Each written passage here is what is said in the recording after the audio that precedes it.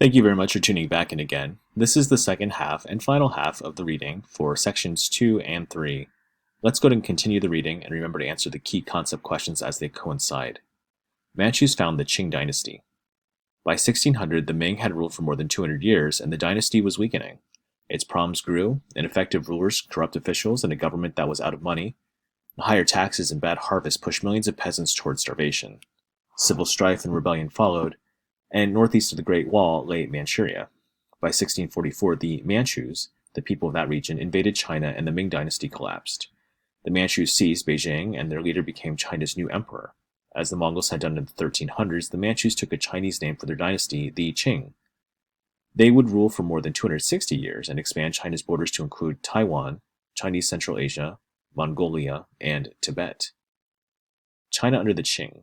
Many Chinese resisted rule by the non-Chinese Manchus, and so rebellions flared up periodically for decades. The Manchus, however, slowly earned the people's respect. They upheld Chinese traditional Confucian beliefs and social structures. They made the country's frontiers safe and restored China's prosperity, and two powerful Manchu rulers contributed greatly to the acceptance of the new dynasty. The first is Kangxi, who became emperor in 1661 and ruled for some 60 years.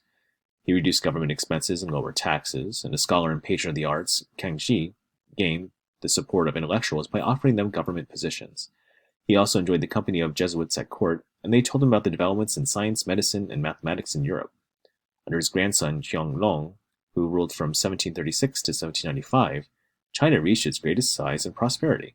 An industrious emperor, like his grandfather, Qinglong, often rose at dawn to work on the empire's problems. These included armed nomads on its borders and expanding presence of European missionaries and merchants in China. Manchus continue Chinese isolation. To the Chinese, their country, called the Middle Kingdom, had been the cultural center of the universe for some 2,000 years, but if foreign states wished to trade with China, they would have followed Chinese rules. These rules included trading only at special ports or paying tribute.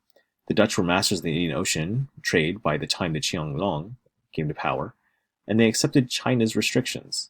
Their diplomats paid tribute to the emperor through gifts and by performing required koto ritual, and this ritual involved kneeling in front of the emperor at the touching one's head to the ground 9 times. As a result, the Chinese accepted the Dutch as trading partners, and so the Dutch returned home with traditional porcelains and silk, as well as a new trade item, tea. By 1800, tea would make up 80% of shipments to Europe. Great Britain also wanted to increase trade with China, but the British did not like China's trade restrictions. By 1793, Lord George Macartney delivered a letter from King George III to Qianlong. It asked for a better trade agreement, including Chinese acceptance of British manufactured goods. Macartney refused to kowtow, and Qianlong denied Britain's request.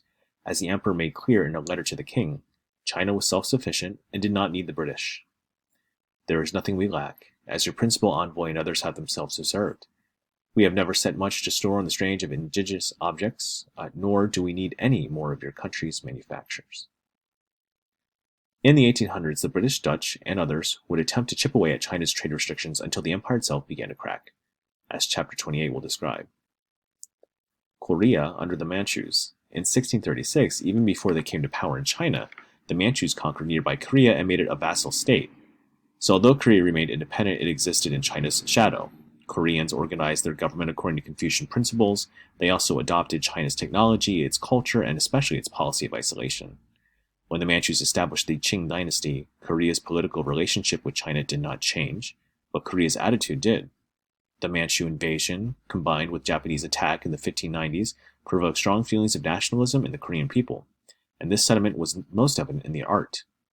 Instead of traditional Chinese subjects, many artists chose to show popular Korean scenes, especially as depicted here. Here's the final section. Life in Ming and Qing China. In the 1600s to 1700s, there was general peace and prosperity. In China, life improved for most Chinese.